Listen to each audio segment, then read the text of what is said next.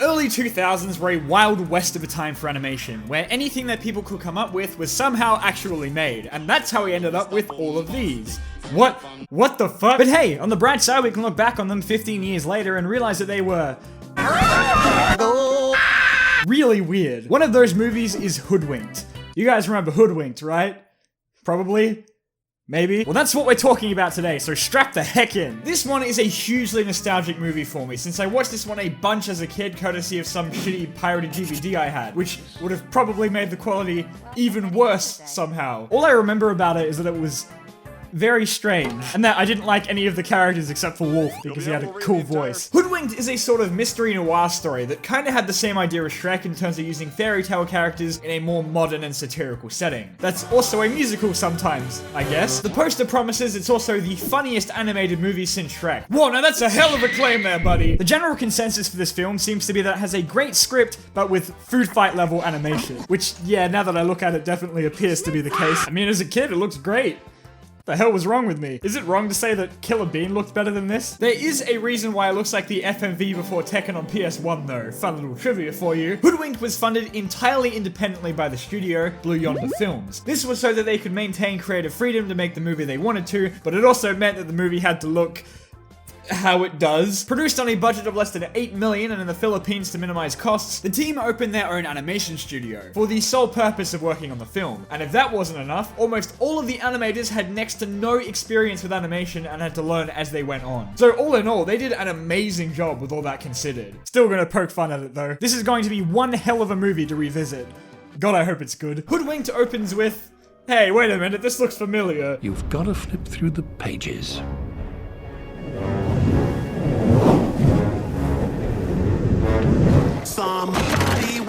Wait, I think I got the wrong movie. We begin with the classic Red Riding Hood scene, except that Red looks like a gnome. The wolf already makes an appearance, complete with a super convincing grandma disguise. You've been dodging me all day, but now you might as well. Whoa, did he just grab... What the fuck? What the fuck just happened? So now the house is a crime scene, and we're following the police investigation of what went down. Honestly, so far, the animation's not too bad. Oh, God! Within only seconds of seeing the gang all assembled, the chief is already like, yeah, fuck it, they're probably guilty, lock them all up. I can explain everything. Well, you can explain it to the judge. Shouldn't you be in school? Shouldn't I have a lawyer?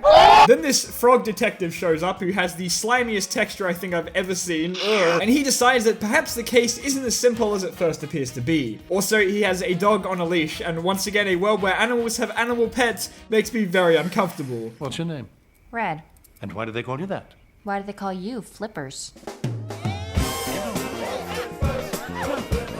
This is a lot to take in only the first 5 minutes. So now that everyone is here, we know our main cast. Nomeo, the second hottest version of the big bad wolf I've ever seen, a grandma, and a complete maniac.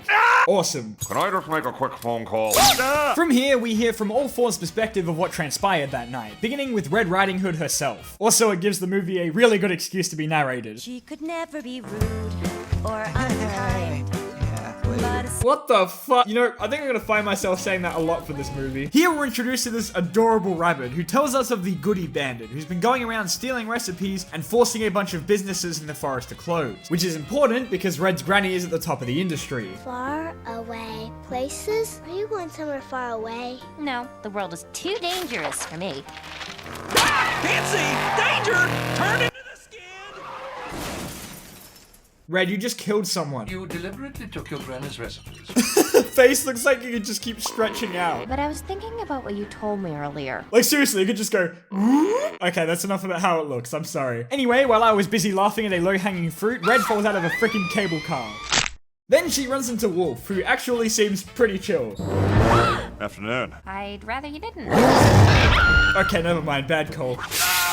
Yeah, that'll do it. I'll get you and your little granny too. Yeah, that settles it. We got our bandit. This bear is the worst cop of all time. He just walks into a crime scene and the first person he sees, he's like, boys, lock him up. Red's next stop is the singing goat's house. I'm looking for Granny Puckett's house. Granny Puckett. Red, get the pepper spray ready. This is like the next 10 minutes, by the way. Oh, okay, we finally done? God damn it! I just want to point out, we're not even 20 minutes in. This movie is wild.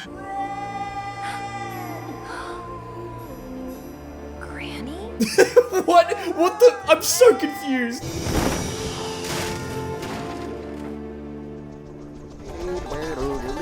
I love the implication that she was totally willing to let the goat just die. Can't say I'd blame her. And after that adventure, she heads straight to her granny's house, and that's how we got to the start of the movie.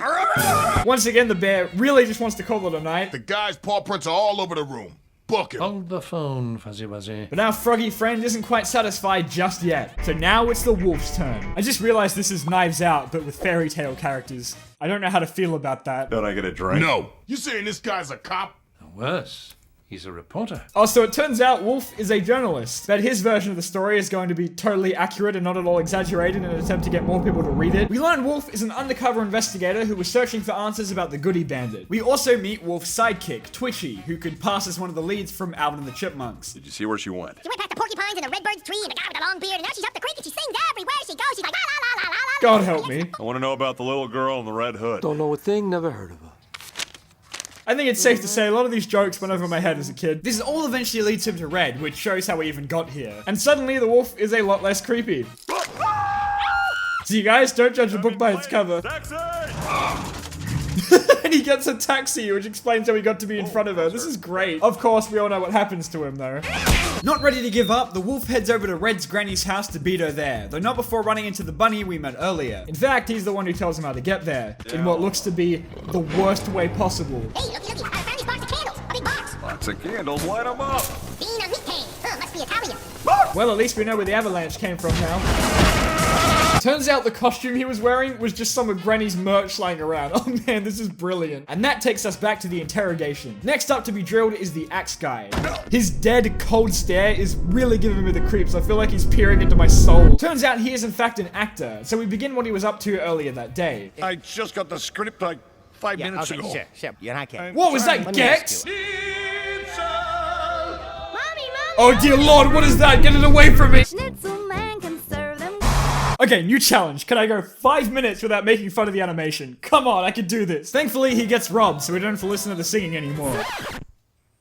What? Then the rabbit shows up again. Maybe someday somebody will open up a great big goodie shop and we can all work for that little guy. Yeah, that's not suspicious at all. He gets a callback from Gex who encourages him to spend his day refining his role, which he interprets as terrorizing the shit out of the forest. This results in him chopping down a tree so big that it, well, you know.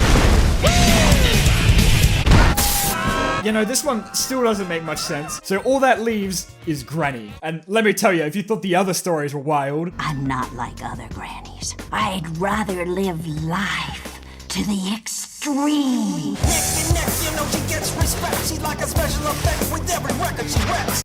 I got nothing, this shit writes itself. Granny explained she was participating in an extreme skiing competition that day, her competitors being a group of G.I. Joe looking dudes, while her team looks like a bunch of rejected Sonic characters. It's the goddamn rabbit again! This is the Stan Lee of this movie! Surely some of this has to be against the rules, right?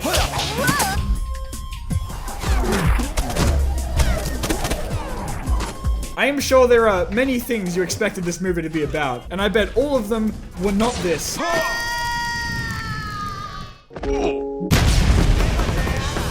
Oh wait, so that's where the avalanche really came from.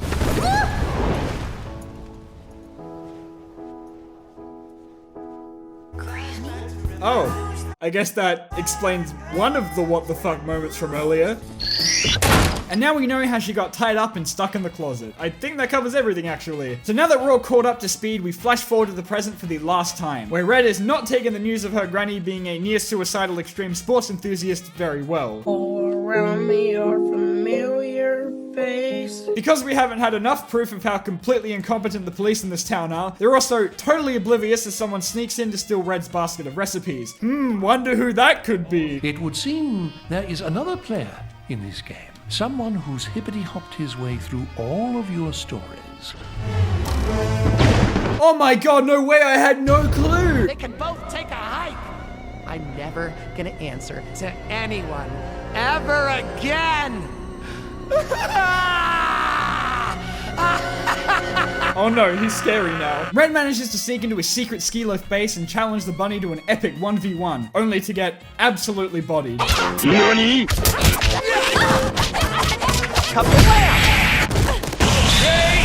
But I'm top of the woods now, baby.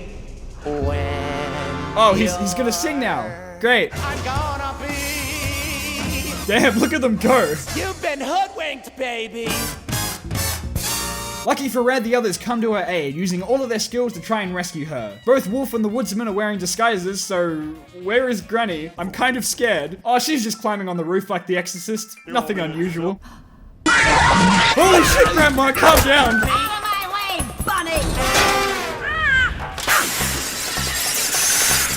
I wonder if they were aware when they were writing the script that they were making the greatest movie of all time. Being no damsel in distress, Red finds a way to escape the car until Granny comes and picks her up. And then they drop the equivalent of a nuclear bomb into the ocean, murdering thousands of innocent fish in a world where animals can talk. Oh god, they're all dead! No. Well, that was easy. Yay, the bear cop finally got to arrest someone today. Good for him. Get him out of here, boys. And everyone gets a happy ending, except for this guy's insurance company.